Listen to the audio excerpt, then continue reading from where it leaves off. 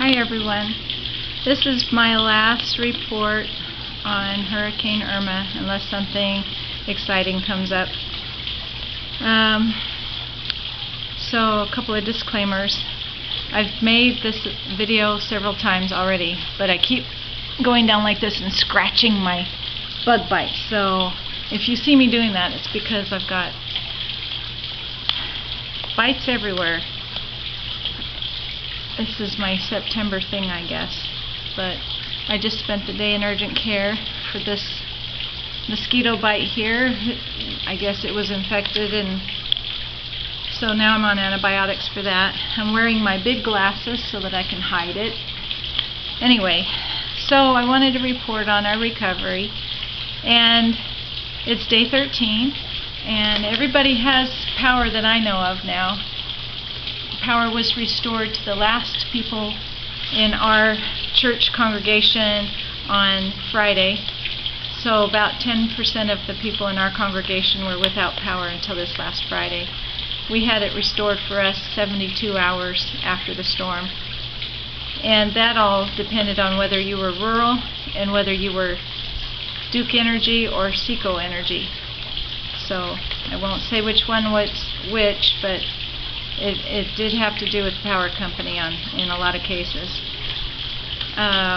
So I've got notes here on things that I wanted to talk about. Grocery stores. I remember a friend of mine who lives in Houston saying after Harvey that their grocery store shelves were still empty, and I thought, whoa, I have really only prepared for about 9 or 10 days. And I wonder how bad it is for everybody else. And it's interesting to report that here it is, day 13, and certain grocery stores are still empty. Not completely empty, but I mean of the things that you would normally eat during a natural disaster. So Publix, I think that they finally fully stocked about a week after, maybe 9 days they were fully stocked, but probably a little earlier. I just didn't go until 9 days after. But everything was stocked for them. Walmart, somebody once said that you couldn't rely on them to have an extra storage of food, that they just keep on hand what they need for the present. And my experience this past week, I went on Tuesday and I went on Thursday early in the morning, and both times the pizza aisle was completely cleaned out. The bread aisle was stocked, but only with a couple of 2 or 3 brands of bread. And the canned soup aisle were probably 25% stocked. The condiments were 25% stocked, especially the ketchup. Right now we can't get our brand of ketchup if we want that particular brand. And so interesting thing that I learned from this experience is that if you don't know how to cook, and if you're used to living on convenience foods, because the fast food restaurants are closed, and then you have to resort to the frozen aisle at the grocery store, you're kind of you're kind of in a sticky situation. If you are a produce eater, or you know how to cook from scratch, you're in pretty good shape. The bakery aisles, the aisles that have the bakery items like flour, water, salt, oil, I was always told by my local emergency preparedness experts that those were the things that would run out, especially the sugar and oil. But those things never ran out, and neither did the foods in the produce aisle. So, let's see. Debris cleanup. Most everybody that I know of has, if they have just like less than, I say half an acre, has their debris cleaned up pretty much, and it's pushed out onto the streets. And we got a notice from the county today that it's going to be a while, that they can't guarantee a time that they're going to come and pick up the debris, so not to expect it in the near future. And then we have a service group from our church, the Church of Jesus Christ of Latter-day Saints, called Helping Hands. All of our local units that are able to, that have their issues taken care of, pretty much their local issues taken care of, are traveling to other parts of the state to help with the cleanup in places like Fort Myers, Everglades City, the Keys, Jacksonville, places like that. My family went last weekend for 2 days, stayed overnight in Fort Myers, and they helped with things like cutting down trees, moving debris out into the piles so the counties can pick them up. And then in Jacksonville, they're doing a lot of flood cleanup there. And so the Red Cross and other organizations have a crisis number that people can call into to get work orders. And our group and other groups that have signed up with this crisis hotline receive work orders, and then they go out in groups and help with these situations.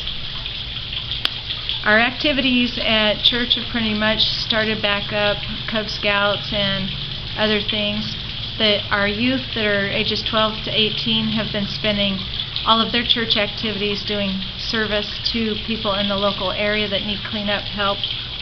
And school is back in session, and I would say that things feel like they're going to get to normal pretty soon.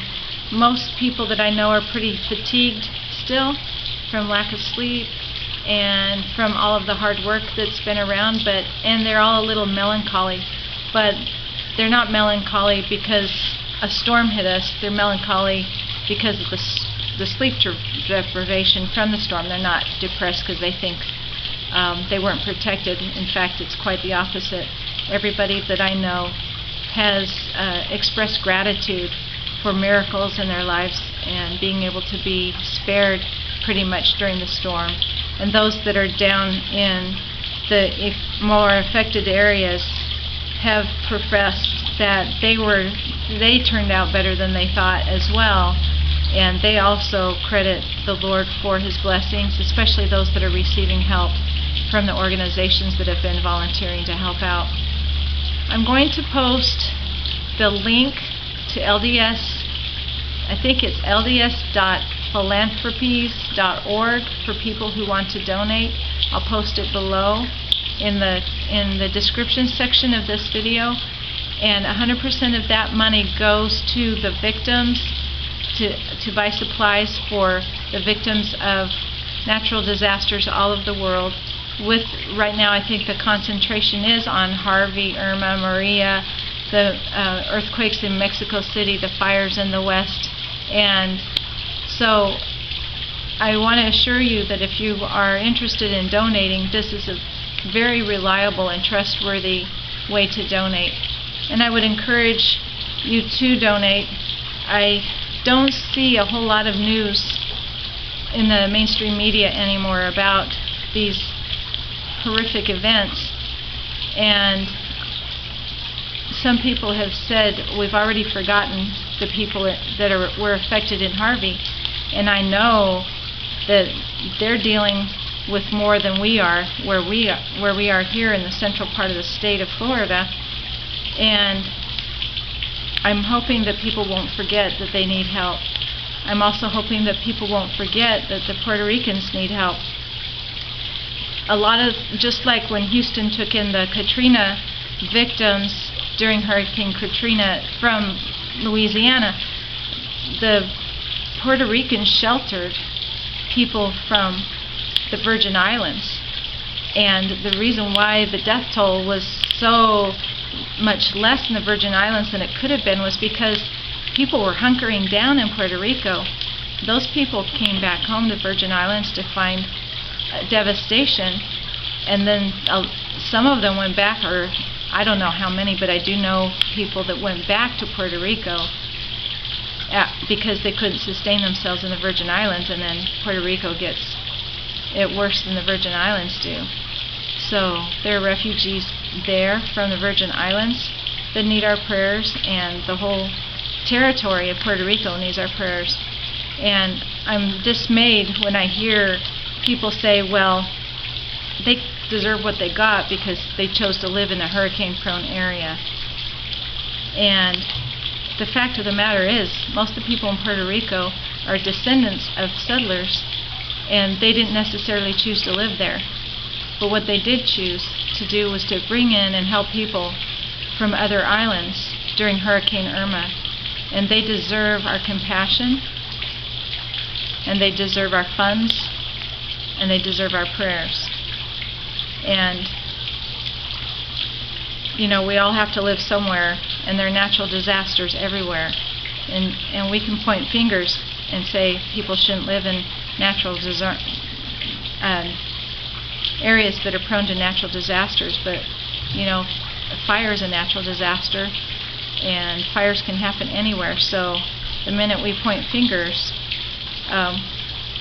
we could be pointing them back at ourselves. So we need to be careful, and we need to be compassionate, and remember that even though the headlines of these natural disasters are not moneymakers for certain media outlets anymore, that we should remember those that are still suffering, and that these disasters, Harvey, was extremely expensive, and it's going to take years for the people in Texas to recover.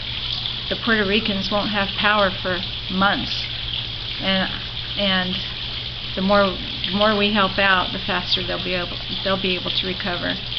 So I'll be leaving that link, and I encourage those that are watching this video to donate whatever you can to help them out. And I thank you for your patience in watching these videos. The reason why I made them was so that people who want to know what really happens during a natural disaster and what kind of preparations are helpful and which ones are a waste of time could know a little something from our experience. And I guess that's all I have for now, and I appreciate, like I said, I appreciate everybody for watching, and hope you all have a good day.